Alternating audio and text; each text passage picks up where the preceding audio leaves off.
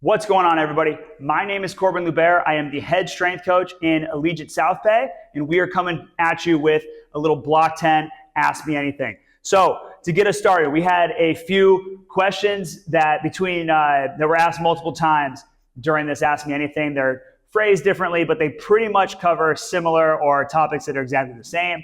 So I'm going to kind of bunch them up together, but we'll get everybody's questions answered. Here we go.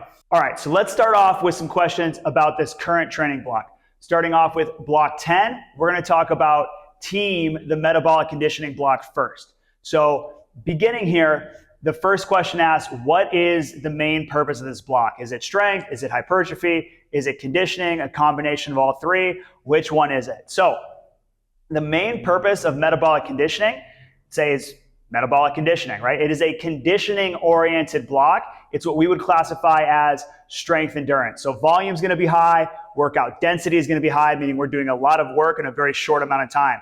You see that in a multitude of different ways. So first and foremost, everything is 3 sets of 12. On top of that, you're doing those 3 sets of 12. You're starting a new set every 75 seconds. So you're getting in those 36 reps in about 3 minutes and 45 seconds, which is really moving at a high clip. Now, spread that out across the workout, 10 exercises and what turns out to really be 40, 45 minutes after the movement prep, after the corrective exercise period. We're really squeezing in a lot of work into a small window. So from that aspect, it's a strength endurance. We're working on our conditioning. It's a great block to utilize burning fat or trying to improve body composition. We're going to have some gains in maybe hypertrophy, but a lot of that might depend on what you're doing outside of the gym in regards to your nutrition. If you are in a caloric surplus, there's a good chance that you might add some muscle in this block, but you're probably not going to add a ton more body weight, and you're certainly not going to add much body fat. Now, outside of that, if you're differentiating from that, you're in a caloric deficit and you're looking to improve your body composition or lose a little bit of weight, this block is going to be excellent for that. You're going to maintain your current muscle mass because you are lifting weights, assuming that you're eating 1 gram of protein per pound of body weight outside of here. You should maintain lots of muscle mass during this block while in a caloric deficit trying to improve your body composition. Building off of that, the purpose of strength this block. What is the purpose behind pre-fatigue in doing it this way, where we are doing 1 rep with an 8-second hold in the difficult position of the movement? And I'll explain what I mean by that in a second. And then following it up with 5 more concentric reps. So the pause in each one of those A1 exercises. So in the split squat, it's at the bottom. In the row, it's at the top of the row. And then on that split stance kettlebell RDL, it's at the bottom of that RDL or in the hinge position, right? Either way, those are going to be the harder positions to hold. The muscle is lengthened in that split squat and RDL position, and it's contracted fighting gravity in that row position. That's going to lead to a little bit varying adaptations, but at the end of the day, what's essentially happening there is we are pulling all of the energy, all of the glucose, the glycogen out of the muscle and pre-fatiguing it, leading into those 5 following reps in that set that are more concentric in nature, and really making sure that that muscle is depleted of its energy sources throughout the course of the set. You're going to be really sore. It's going to lead to a lot more hypertrophy gains. I had a couple questions this block focusing specifically on conditioning outside of the gym. So one of them was asked by a current member who is currently training for a marathon in regards to upping his mileage as he gets closer and closer to his race date and making that work with the team program as well as practice 4 here at Allegiate. And so what I generally tell our members when training for a marathon or a half marathon or ramping up the intensity of an endurance event or the volume of training for an endurance event outside of the gym is that there's probably going to be a break-even point or a point where we don't get as much return on our investment at Allegiate due to just the overall increase in volume at the gym and here. And at some point, if you're competitive or you're looking to do well in your event outside of here, we're going to need to make some sacrifices here at the gym. We're not going to expect huge gains in hypertrophy. We're not going to expect huge gains in strength. Instead, we might want to think about, 1, if we're going to team and practice 4, dropping that practice 4 and cutting down to 3 days a week. And this is just a total volume and recovery equation that we're doing. If we are increasing our running volume outside of the gym, something has to give, and it's probably going to be that 4th resistance training day. The good news is that from a muscle retention standpoint, and even maybe a muscle gain standpoint, going from 4 days down to 3 days, you're not going to lose any muscle whatsoever. You're just going to gain at a slightly slower rate. So when our volume's really high outside of here, the first thing I would do is drop practice 4. Then we want to think about dropping the intensity of what we're doing in the weight room. And in this case, that might mean going from team to strength. And strength is a great program, and it doesn't mean that it's lesser than team or that it's any less intense than team. There are just constraints that are built into strength that help to mitigate really, really high intensity, meaning that you're going to be limited by the amount of weight that you can get into a goblet position for a squat. You're going to be limited by the fat grip dumbbells and the weight that you're able to hold. It's still going to be a very visceral feeling. It's still going to feel hard. You may even be a little bit sore, but overall, the external load being used is going to be lower than if we loaded a barbell and put that on our shoulders for a squat and on our hands for a hinge or a bench or something like that. What this does is it allows us to maintain our current strength levels. We're still strength training at a high level. It's just going to make your recovery a little bit better in between your strength sessions as well as your endurance sessions outside of the gym. And hopefully it will improve your adaptations from an endurance standpoint that you're looking to get out of your longer runs. With this current team block, metabolic conditioning, we are doing a ton of work, a lot of high volume work with relatively lower loads than we might in a different training block or using a different protocol. But it's still a high volume block. And when you combine volume in the weight room with volume outside of the gym, it's a recipe for disaster. It's just volume on top of volume on top of volume. And it might lead to some type of overuse injury or maybe even overtraining. And we want to avoid that at all costs, because the number one thing that's going to set you back in your training, both here at Allegiate as well as out in the real world, would be injury. So this would be a really good block to make that consideration of going from team to strength. Strength is going to be lower volume this block. It's a little bit more of a relative strength or a functional hypertrophy block. And frankly, it's probably going to be a little bit better to counterbalance as you ramp your volume up going into these last few weeks of training before your marathon. Now, I wish I could say, hey, once your weekly mileage gets to this point, or once you're this many weeks out, you should switch from team to strength or drop your training frequency down, X, Y, or Z. It's just going to be a little bit different for everybody, depending on how heavy you like to train or how hard you like to train here at Allegiate, depending on your recovery, depending on where you're at in your training outside of here, probably depending on things like body weight and your recovery. It's just, I can't make one general overall statement. It's going to depend on the current training block. In this case, I'd make that change sooner rather than later, given our current training block here at Allegiate. Another question that was asked in regard to conditioning specifically mentions V02 Max. This member is looking forward to snowboarding season out here in California. They want to get up to Big Bear. They want to get out to Mammoth, and they want their V02 Max to be as high as possible to really maximize that ski and snowboard season.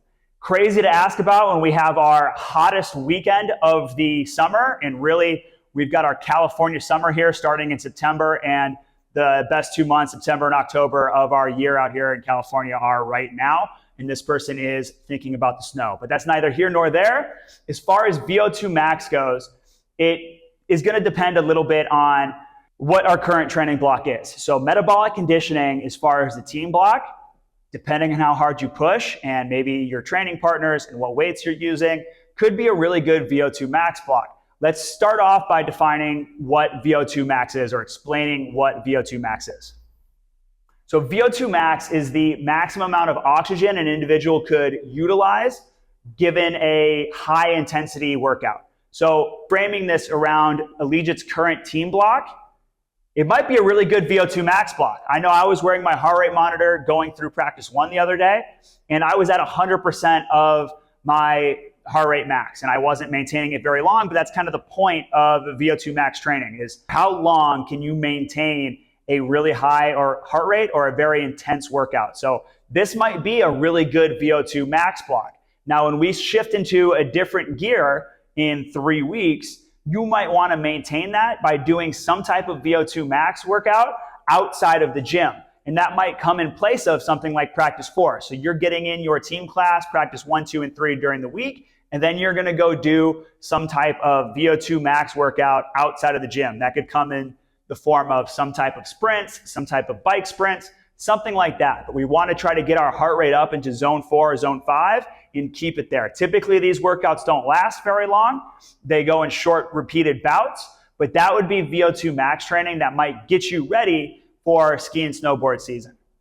Now, the important thing to note is it's really hard to recover from those VO2 max sessions, as probably some of our members and team are finding out right now. It's hard to recover when you get your heart rate that high. From a central nervous system standpoint, from a muscular standpoint, we're going to start feeling really fatigued. So you want to set that training up where you have a solid, not just maybe 48 hours, but almost 72 hours of recovery in between sessions. So you might go Sunday team, Tuesday team, Thursday team, and then do a Friday VO2 max session so that you have Saturday, Sunday to recover, or at least Saturday to recover before that next workout. Same thing with the marathon training, the volume training. This becomes a too much, too fast, too soon in an accumulation of volume standpoint and can lead to overtraining or overuse injuries. And so we really need to lock in kind of our routine, how many hours of sleep we're getting, make sure we're getting enough water, especially as I alluded to earlier with how hot it's been here in LA, as well as getting our vegetables and making sure we're getting enough protein in. And jumping into a few nutrition questions. My first nutrition question has to do once again with this team block, our metabolic conditioning block. This person wants to know how they might adjust their intake, so their macros, based on a block that has this high of volume, this much density within the workout. I think they mentioned it being really fast reps. Technically it's a 2 count, but I think we all know that if we're trying to do this much work in this short of time, it's going to be really hard to maintain that 2 count throughout the course of the entire session. So it's less about doing the reps fast and more about staying on pace and getting a set in every 75 seconds from A through J series. And so this is an interesting question because depending on the training block, you're definitely going to feel variations in hunger level outside of the gym. And you might have more cravings for something like carbohydrates on a block like metabolic conditioning because we are burning so much fuel within the session. Now, I would refrain from using any type of fitness tracker to necessarily track our calories throughout a workout. Things like Oura and Whoop and Apple, Fitbit are all notoriously poor for tracking calories burnt throughout the day or calories burnt within a workout. It's not going to lead to you being able to adjust your macros according to whatever you did in that session. On top of that, from a consistency standpoint, it's just way simpler to keep track of a consistent amount of protein, carbs, fats, and adjust on a daily basis, meaning like you keep everything the same for 7 days during the week, see what your body weight did during that week, and then adjust from there. If we're looking to lose weight, improve our body composition, drop some carbs. If we're looking to increase, add some carbs. That'd be the simplest way to probably start that, but I'm not gonna do it based on my workout during the week. I'm gonna do that based on what the scale says outside of here. Now, if you're not losing weight and you wanna be, but you're also really, really hungry or really, really tired, I probably wouldn't touch calories. But without having more information on you specifically, it's a really hard question to answer outside of doing what is the most simple, which is kind of maintaining a consistent macro split day to day and watching the scale and keeping an eye on that. If you want more information on nutrition specifically to you, buy Nutrition Blueprint. My second nutrition question has to do with green supplements. So this person wants to know what green supplements we at Allegiate would recommend, and specifically asked about a green supplement called AG1, Athletic Greens. You probably hear them on every single podcast that's out there as a potential sponsor. Don't take AG1. It's not a multivitamin, and it probably doesn't have enough of the things that are in it to really make a difference. There's too many ingredients. That ingredient list is super long, and there's no way they can get all of that in any substantial amount into the volume that it's giving you to make a difference health-wise. The best place to get your greens is with whole foods. So actually to eat your greens, get your 7 to 8 serving vegetables a day. I would front load them with breakfast. Personally, I like to make a big omelet. I get like 5 servings of vegetables, maybe 6 in that omelet by itself. That is the best way to make sure you get your greens in. That's going to mean more vitamins, more minerals throughout the day. Now, what I do specifically when I am working the morning shift here at Allegiate, so I don't get up in time to make that omelet, is I am going to use a greens powder. That is going to count as just 1 serving of my vegetables for the day, but hopefully it gives me a little bit more density in the vitamins and minerals in that 1 serving than I might get with 1 serving of vegetables elsewhere. And the product that I currently use is ATP Labs. We currently don't have a green supplement in our inventory, but anything from Designs for Sport, anything from Designs for Health, anything from ATP Labs, anything from Thorne. The best answer there is go with what you're going to get the best deal on, and go with something that from a taste standpoint, you can finish the tub. Those are going to be the 2 most important things as long as you're ordering from one of those 4 companies. All right, everybody, that wraps up Block 10's Ask Me Anything. Thank you guys for tuning in. Make sure you like, subscribe, comment, ask more questions down below, and tune in. Block 11 coming up in 4 weeks. Thank you to everybody who submitted questions as well. We'll see you next time.